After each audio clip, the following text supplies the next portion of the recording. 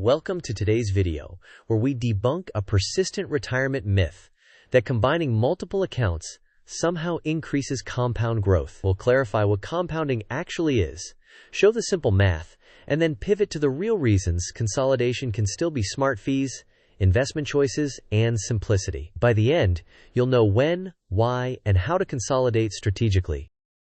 First, we will outline the myth and contrast it with reality. Next, we will walk through what compounding is and include a simple numerical proof. Then, we will explain 3 strategic reasons consolidation can be beneficial. After that, we will provide a practical step-by-step guide, cover pitfalls and protections, and finally test your knowledge with quick quizzes before we wrap up. To begin, let's state the misconception clearly. People often think that by holding multiple retirement accounts, say a current 401k plus an old rollover, you somehow get more compounding.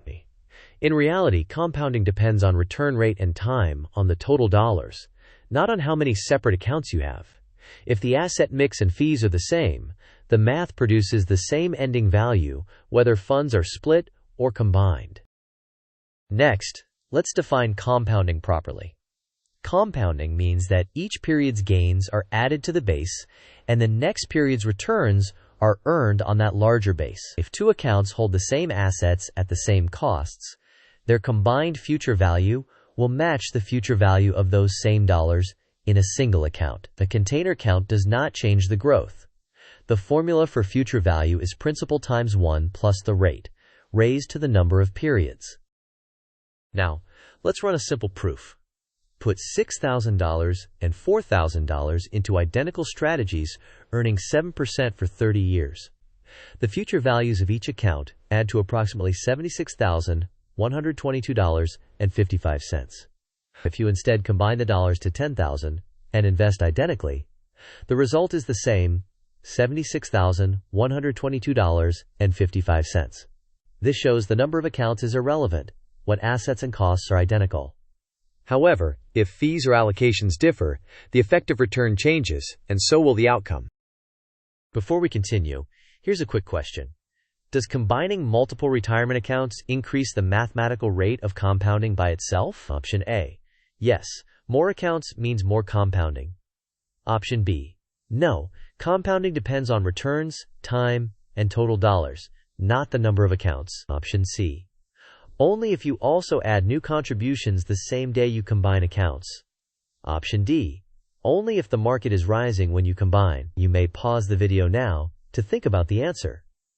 We will discuss the answer in the next section of the video. The correct answer is no. Compounding depends on returns, time, and total dollars, not the number of accounts. When allocation and costs are the same, total growth is the same, whether the funds are split or combined. Moving on. If consolidation doesn't boost compounding, why bother? The primary reason is cost control.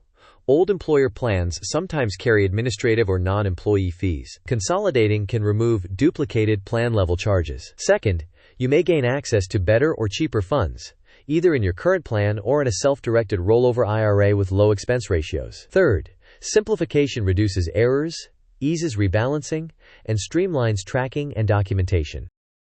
Meanwhile, remember that small fee differences compound significantly. Consider $100,000 over 30 years. A low-cost portfolio with a 4 basis point expense ratio yields a net of approximately 6.96%, while a higher-cost portfolio with an 80 basis point expense ratio yields approximately 6.2%. Over 30 years, the low-cost path can reach around $753,000, while the higher-cost one may reach about $606,000.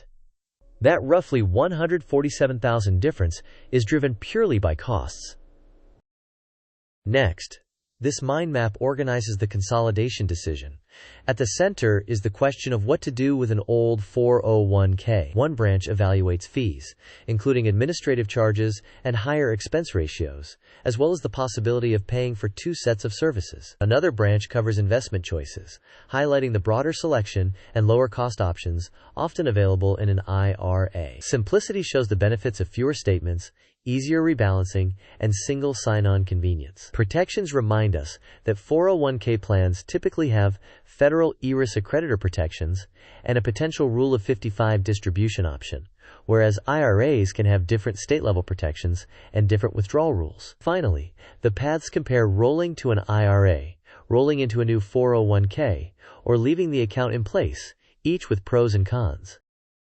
After that, here's a practical workflow. First, inventory all legacy plans and accounts. Second, collect fee disclosures and fund menus so you can compare costs and quality. Third, decide on the best destination, whether your new 401k or a self-directed traditional IRA.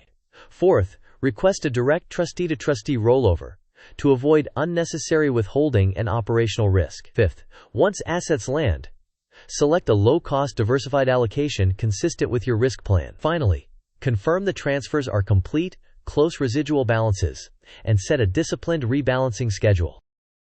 Continuing, let's compare a rollover IRA and rolling into a new 401k. A rollover IRA typically offers the broadest fund selection and often the lowest expense ratios, delivering strong control and consolidation benefits. However, you may lose access to the Rule of 55 distribution option.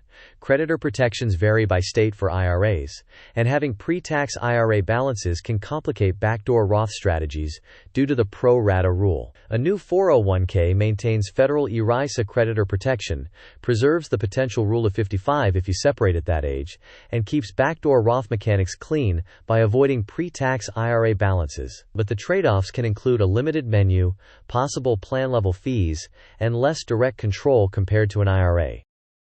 Furthermore, be mindful of pitfalls.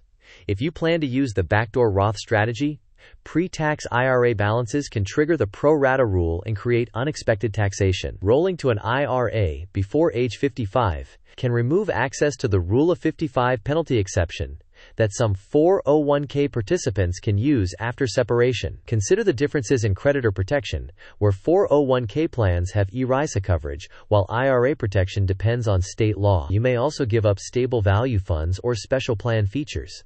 Compare in-plan Roth conversion options to what an IRA allows. Finally, review all fees and advisor agreements to ensure costs remain low and transparent. To conclude this portion, please note that this presentation is for educational purposes only and does not constitute personalized financial, tax, or legal advice. Your circumstances may differ, so consult a qualified fiduciary advisor or tax professional before making decisions. Before wrapping up, here's a second question. In this strategy, what is often the most flexible destination for an old 401k? Option A, roll into your new employer's 401k. Option B, self-directed traditional IRA. Option C, convert to Roth IRA regardless of taxes. Option D, leave it in a savings account. You may pause the video now to consider your answer. We will discuss the answer in the next section of the video. The correct answer is the self-directed traditional IRA. It usually provides the broadest investment selection and the potential for very low costs, which can make a meaningful difference over the long term. Summarizing key points. Compounding does not depend on the number of accounts. Identical assets and fees yield identical total growth. Consolidation, however, can be powerful by reducing duplicated fees and opening access to better, cheaper funds. Simplicity improves ongoing management. Choose your destination carefully by weighing IRA versus 401k trade-offs. And be mindful of pitfalls such as backdoor Roth pro rata implications, Rule of 55 access, and creditor protection differences. In closing, we've debunked the myth that more accounts lead to more compounding. We highlighted how consolidation can reduce fees, improve investment menus, and simplify your financial life. A self-directed traditional IRA is often a compelling destination, but verify the rules, costs, and protections that apply to you before moving forward. Thanks for watching. If you found this useful, please like, share, and subscribe. Share your questions and experiences in the comments so we can learn together.